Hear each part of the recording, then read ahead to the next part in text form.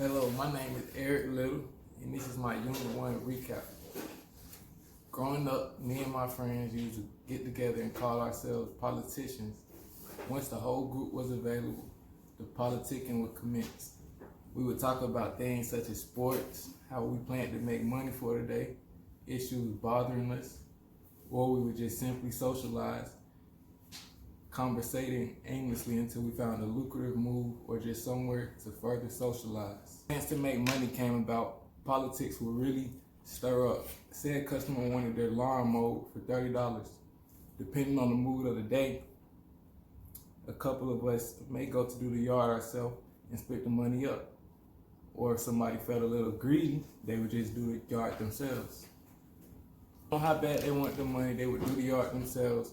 Nobody had the power to choose who did anything unless they found the opportunity to make money, or the power influence would lie with whoever in the group had the utensils to do the job. All organizations are controlled by political activity. The most important organization of all is the government. The government is involved in neighborhood politics, educational politics, social group politics, and any other form of organized individuals. The government, being an institution just like a university, repeatedly performs certain functions for society. The government makes decisions that resolve conflicts and allocate benefits and privileges. College, on the other hand, repeatedly educates scholars until the destination of graduation is met. The institution of college often leaves behind a trail of student loans in the process of getting scholars to the destination of graduation.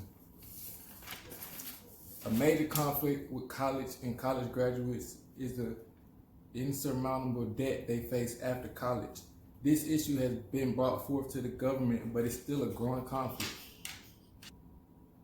With the cost of tuition steadily rising, one can only think that the $1.7 trillion student loan crisis will only persist as well. Did you know that the average borrower has under $1,000 in savings? Likewise, 80% cannot save for retirement. The average study found that student loans prevent families from growth opportunities such as purchasing a home. Despite loan companies having harsh interest rates, loan companies have been prosecuted for predatory practices. Throughout their loans, they will utilize abusive loan terms and convince borrowers to agree on terms through deception. Since the government is responsible for resolving conflicts, allocating benefits and privileges to citizens, they should think to resolve the college loan burden that many Americans are suffering from. The average study reported 60% of borrowers have reported receiving unhelpful advice when seeking financial counsel, oftentimes receiving advice in favor of the loan company. Many individuals have reported being advised by someone who only viewed them as a commission opportunity, giving advice that will only land borrowers deeper in debt. And the government has the ultimate authority for making decisions. College was once free in earlier times, although through politics, the government changed college into a lucrative business for themselves. Many private colleges exist, but 73% of all college students attend public.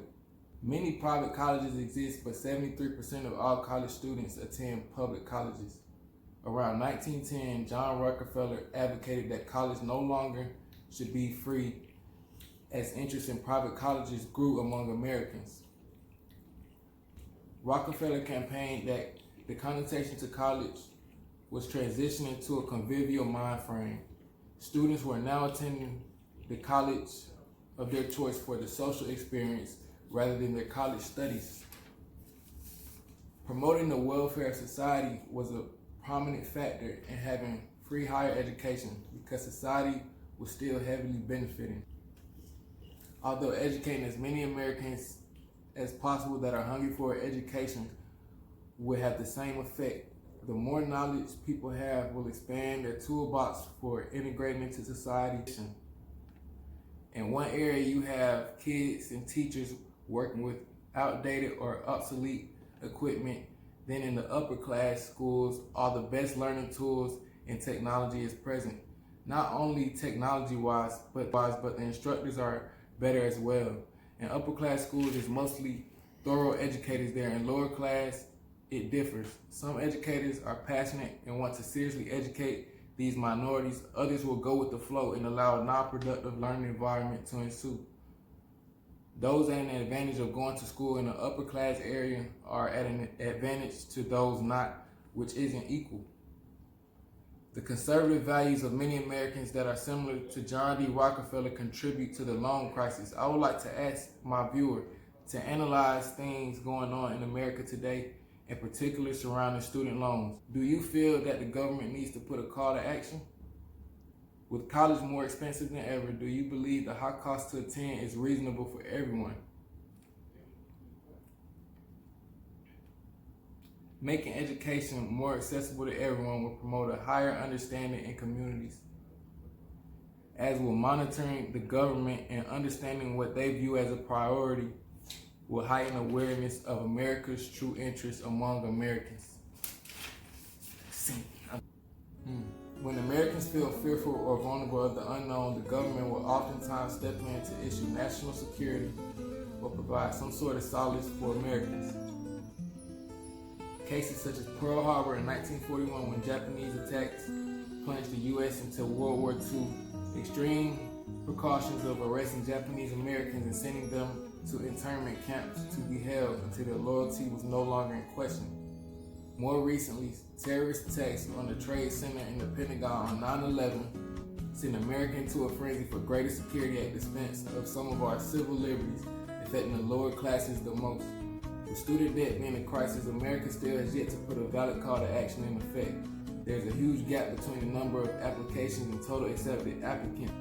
Student debt statistics show that more than 100,000 people in counting has applied for public service loan forgiveness and have been rejected.